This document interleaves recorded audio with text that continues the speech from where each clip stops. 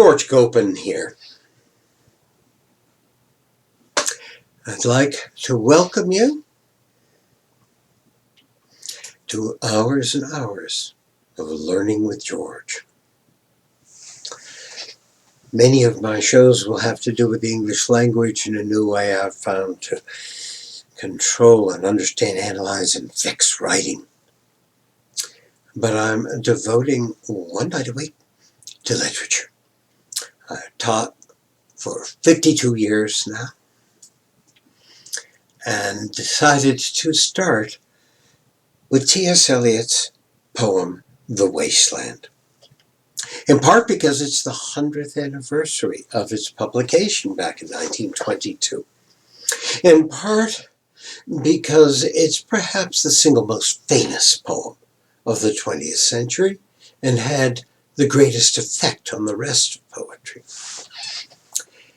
In part because it's just plain darn wonderful. And yet people are scared of it. People dislike The Wasteland even if they haven't read it. They dislike it because of a couple of reasons. There are lots of allusions to other works of literature. And we somehow feel that if you don't know those other works of literature, the allusion will pass you by. Turns out not to be the case most of the time. The line works in Eliot's context, whether or not you know where it came from. But it's a rich allusion because if you do know where it came from, and you go to that place, and you recognize what's happening there, and you re-import that to this present moment, then the use of it is really rich. And nobody's bothered to use these allusions, they've just categorized them. People don't like the poem because they feel it's elitist, it's talking down to them, it's from some high-cultured fuddy-duddy who's not keeping readers in mind. Well, I can just about guarantee that if you stick with me through these hours and hours we're going to spend traveling slowly through the wasteland, you will not be afraid of this poem when we're finished. You will have an understanding, and to some extent, of every line, and a great understanding of the overall structure, intent, quality, style, flavor. So let's not be afraid of it. Let's just take it on and see why people who hear the poem read well, and there are very few people who read it well, will say, gee, that's interesting, even if they didn't understand a word of it. Of course, they understood a good deal more than they think, but even if they seem not to understand a word of it. In order to investigate the wasteland, it's a good thing to know a good deal about T.S. Eliot and his time, and what he tried to do with English poetry, and the people who helped him do that. I must say I have a kind of personal connection to this poem for a number of different little reasons. One of which, Eliot was born 2 days after my birthday, but many years earlier. So we're both Libra. He was born in 1888, died in 1965, considered England's greatest poet, won the Nobel Prize for Literature in 1948, mostly because of his last and greatest poetical work, 4 quartets. But he wasn't born in England. He went and adopted England later on when he was 20-something. He was born in St. Louis, Missouri. And whenever there is a river running through Eliot's poetry, unless he names it the Thames, the river in his mind is the Mississippi. He says, anyone born on the marge of that great river cannot but be affected by it. He spent summers in Gloucester, Massachusetts on the Atlantic seacoast because he came from a Boston Brahmin family of Eliots, one of whom became president of Harvard, one of whom, Charles Eliot Norton, has a lecture series named after him at Harvard. There's Eliot House at Harvard, one of the undergraduate dorms or houses, if you will. And he had a sense of family place in the community. His father became a Unitarian minister with a Presbyterian sort of background and decided to move to St. Louis to begin a Unitarian church. His father was deaf. This made it somewhat difficult for Eliot to interact with his father. His mother was a lively sort, a social worker right at the beginning of that being a profession. And on the side, she was a scribbler. She wrote poetry, she wrote a play. She loved writing, she loved literature, and Eliot gets that from her. Eliot was born with a congenital double hernia that kept him away from doing athletics all of his life. He therefore couldn't interact with the other youngsters in St. Louis like boys interacted back then. And he spent a huge amount of time in a quiet home. His father in silence, his mother off writing somewhere. He spent his time reading. And we have pictures of little Tom Eliot hunched up near a window with a big book in hand. He was a little boy alone in his books. They sent him to a good private school in St. Louis. They wanted to send him to Harvard. They were told he needed an extra year of preparation, so they sent him for a year to Milton Academy in the Boston area.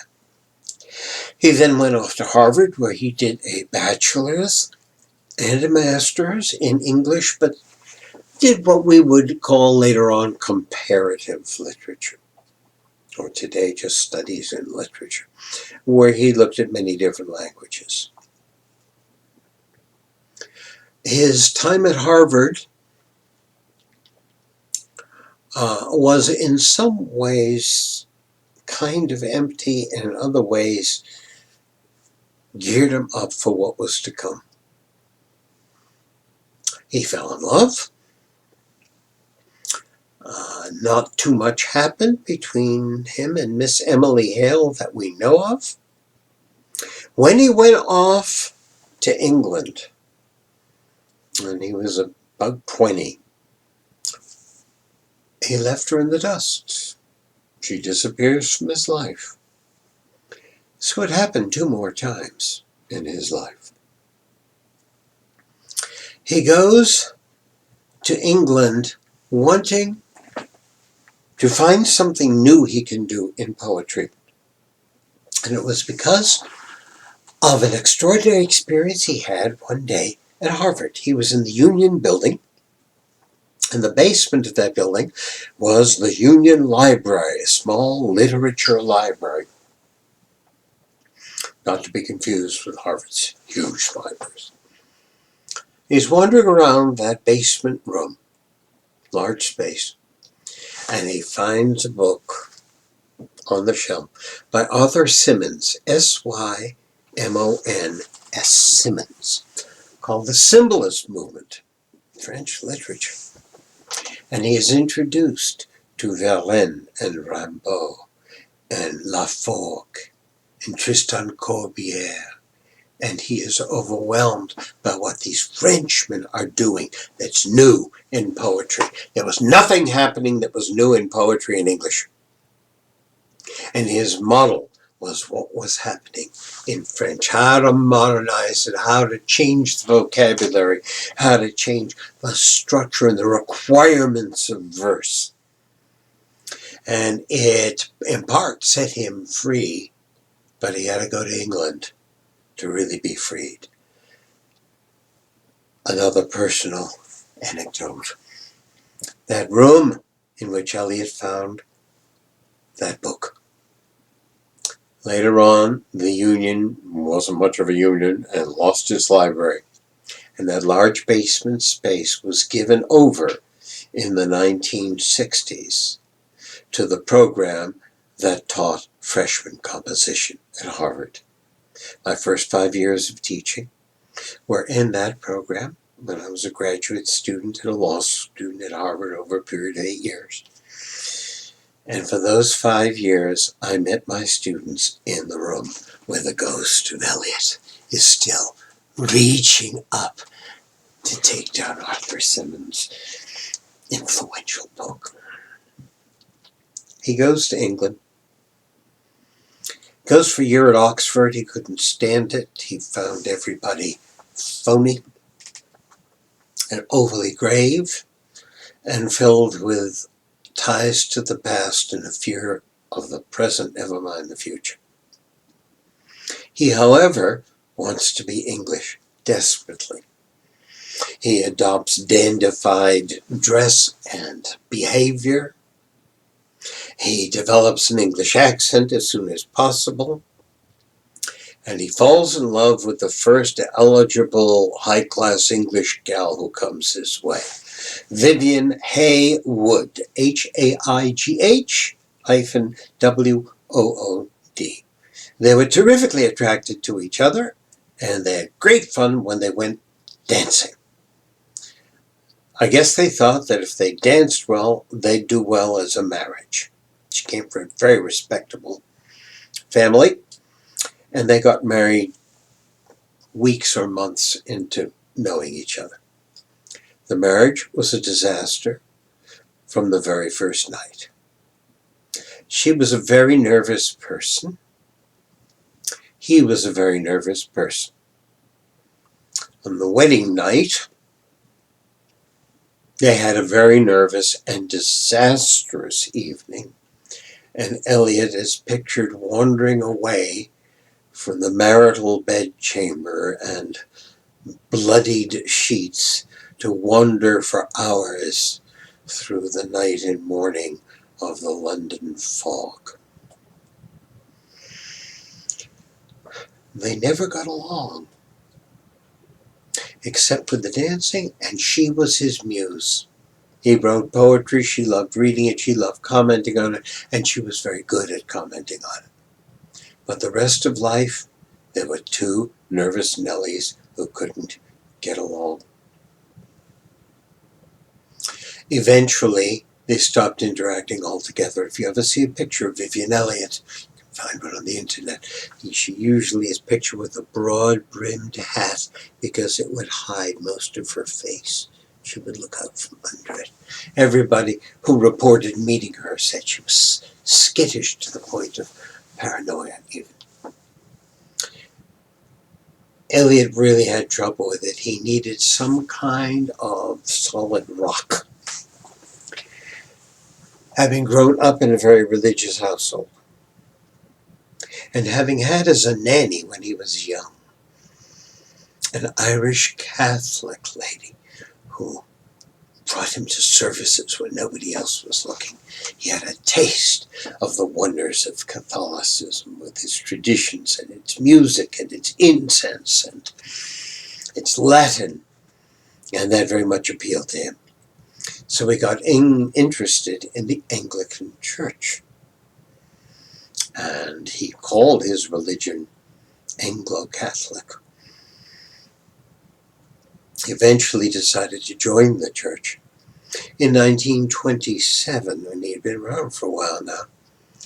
And it was the year he also got British citizenship and gave up his American passport. So we've got this dandified, British accent speaking English poet who's an Anglican and who is a British citizen. So he's a British poet and forget about America, right? Wrong! He himself says, I could not have become the poet that I became had I not grown up in America and been trained there. I could not have become the poet that I became if I hadn't left America and went to London and spent time in Paris and got to know people. So I couldn't have become me unless I was both, and I was both. Now the major thing that happened to him when he got to England is he met someone besides Vivian. He met Ezra Pound. Pound was this giant force in literature in the first half of the 20th century, but especially those first 30 years. Pound was the most brilliant purveyor of talent that I know of. He could see genius when genius was only in the budding stage. He met Eliot and immediately he saw there was a possibility here. When his friend Harriet Monroe issued in October of 1912 the first issue of Poetry magazine, which has published every month since then and is still going, he was her London correspondent and he pushed T.S. Eliot at her. Pushed. She published in 1915 The Love Song of J. Alfred Prufrock, the first brilliant poem Eliot wrote. There were some other things that were nice just before it, but this is a whole new ball game, new vocabulary, new what to do with rhyme scheme, new rhythms, new topics for poetry. He was so unknown at the time that if you look at the cover, and I'm a rare book collector of sorts, you could see from the back of me, I own a copy of that 1915 Poetry magazine. He's listed on the cover with this poem as T.R. Eliot. It looks so strange. He had become so famous as T.S. Pound knew what he had. And he pushed Eliot to be wilder and wilder in his changes, more and more intense and serious. Probably no poet in the history of poetry has written as little poetry as Eliot did and become so famous. And the number of his great poems, it's a small number. We call it a dozen. And that some of it's the greatest that we produced. Four Quartets, I think, is the greatest poem ever written in the English language. But more about that a year from now, perhaps. So Pound is pushing Eliot, but Eliot's getting pushed because he's in the middle of having a nervous breakdown. He tried teaching, didn't work, wasn't enough money. He went to work for Lloyd's Bank, dealing with foreign correspondence. Now, we're talking about World War I. This has just been going on, and he joins right at the end.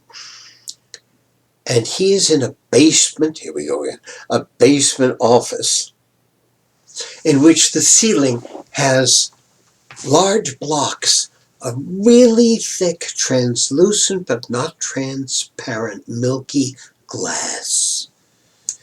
If you're my age, you will remember these bits of glass in New York sidewalks, in Boston sidewalks, in Washington sidewalks, so that basement offices could have sunlight.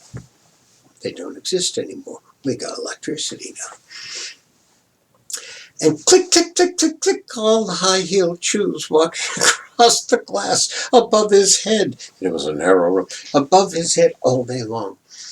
Pound visited him there and thought, he's going to go crazy in this small space. Correspondence all over the place, piled up with click, click, click over there. And Pound went out and raised money so that Eliot wouldn't have to work. Wow. Quite something. Eliot turned down the fund. Was this sheer pride? Perhaps. But I think Eliot liked being out of the house because he couldn't get along with his wife at all. So having long, hard hours where he's somewhere else doing something for which he's paid, and he's got lots of languages, so he's good at this. However, along comes 1920, 1921. Everything's going so badly. Europe is in a shambles. World War I has destroyed the culture of Europe and the commerce of Europe. Things are in terrible shape on a daily basis in London. And when Eliot goes home, it's worse. More and more, he's heading towards what they used to call a nervous breakdown. In this racked state of mind, he starts writing a long poem called The Wasteland.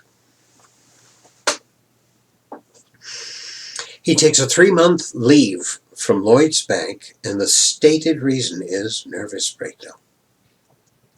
And he goes to Margate Beach on the coast of England for a little while, and then off to Switzerland to a program that will heal him. And he finishes under those conditions. He finishes writing his manuscript of The Wasteland, and he sends it to Ezra Pound.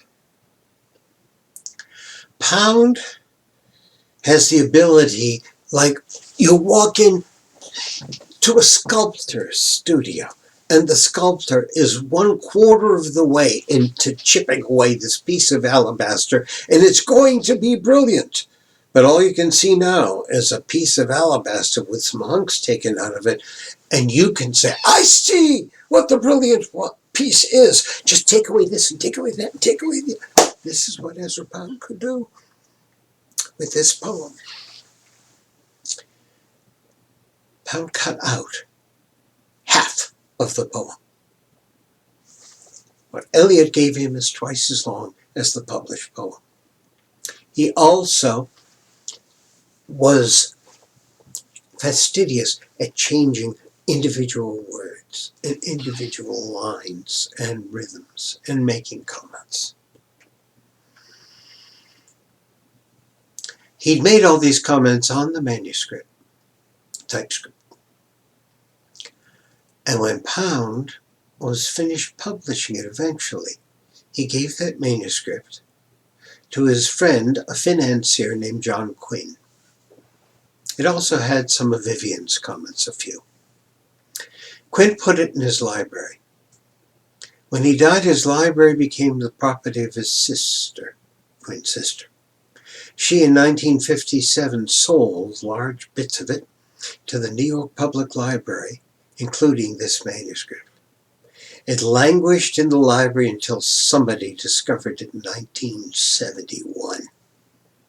And it was published in 1972 by Eliot's widow. He married a second time. Very happy marriage at the end of his life. And therefore we have Ezra Pound's changes. We can see them. Ezra Pound is as much a creator of the poem called The Wasteland as T.S. Eliot. Neither one could have done it without the other. And that's why the poem is dedicated to, for Ezra Pound, Il Miglior Fabbro, the better craftsman. That by itself is an allusion to Dante. The better craftsman. So this poem was discovered by somebody besides its author, even though the author produced the material. Pound had a real influence on my life, and that's another reason I feel close to The Wasteland. He was an American expatriate. He was born in Idaho. His father was Homer. His mother was Dorothy Shakespeare. Ezra named his son Omar Shakespeare Pound. I'm sorry, he married Dorothy Shakespeare, it wasn't his mother. Omar Shakespeare Pound, the only sentence that Ezra Pound ever wrote about his son was when he was born. Ezra wrote to his friend William, Carlos Williams, the poet, and said, "Bill, we've called him Omar Shakespeare Pound." Notice the crescendo from Homer or Omar Khayyam to Shakespeare to Pound. And Pound grew up with that kind of, shall we say, self-confidence. Now talk about a questionable person, a terrible womanizer, a rabid anti-Semite, really nasty where these things are concerned, very much out for himself, but his greatest gift was doing for others, discovering others. I'm happy to say that at the end of Pound's life, in 1972, he was interviewed in the Paris Review by the poet Allen Ginsberg. And Ginsberg asked, if you could do it all over again, would you change anything? And Ezra Pound said, the only thing I would change would be that stupid suburban prejudice of anti-Semitism. So I'm glad for that at least. Why does this make me feel close? Ezra Pound wrote a book called The ABC of Reading. I urge you to go read it. You only have to read half of it. The first half is his prose, the second half is a bunch of examples to back up what he said. It taught me so much about reading and about literature. I read it when I was 20 years old, and it altered the way I thought about lots of things, and it introduced me to modernism. But his son, Omar Shakespeare Pound, turned out to be my geography teacher in the 7th grade and English teacher in the 9th grade. And although we never got along very well, he did some major things for me in terms of how I became a student. He never let us take notes, and he never lectured from notes. Because, he said, too often when that happens, the material goes from the notebook of one to the notebook of the other and through the mind of neither.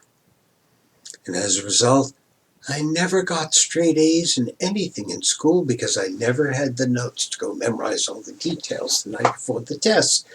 But I understood the material so much better because instead of my head in my notebook and my pen waggling along, which does very well for most people, I was listening hard, and I'm an auditory learner, so it just played into my strength. Well, The Wasteland goes to get published. And it's published for the first time in the Criterion, a journal that Eliot was editing, in September of 1922. And then, in America, in The Dial magazine. Great place for it. And here is the first appearance of The Wasteland in America. Let me get that on camera for you. And you can see, there it is, the first poem in the book, T.S. Eliot, The Wasteland. The other authors in this, Mina Loy, as a sculpture of Brancusi, picture by Pablo Picasso, Duncan Grant, Sherwood Anderson, A Letter from Paris from Ezra Pound, Bertrand Russell, Malcolm Cooley, Edward Saber, Padraig Colum. I mean, anybody was anybody was in this, and there it is. There's The Wasteland. It was published in book form a month later. There it is. Boney and Liveright out of Chicago. They did a really poor job of publishing it. Why? Well, because they put, I'm sorry, this has slipped. they used a font that was too wide, too big, to get all the words on a line. And you can see that the lines slip over to the next line. You see a single word or two on the next line, therefore destroying the visual appearance of a line. It's a terrible thing to do to this poem because, as we will see, that's so much a part of it. Well, I'm going to take a break for a few minutes. But something else about this book affected the history of the wasteland. And we'll hear all about that when we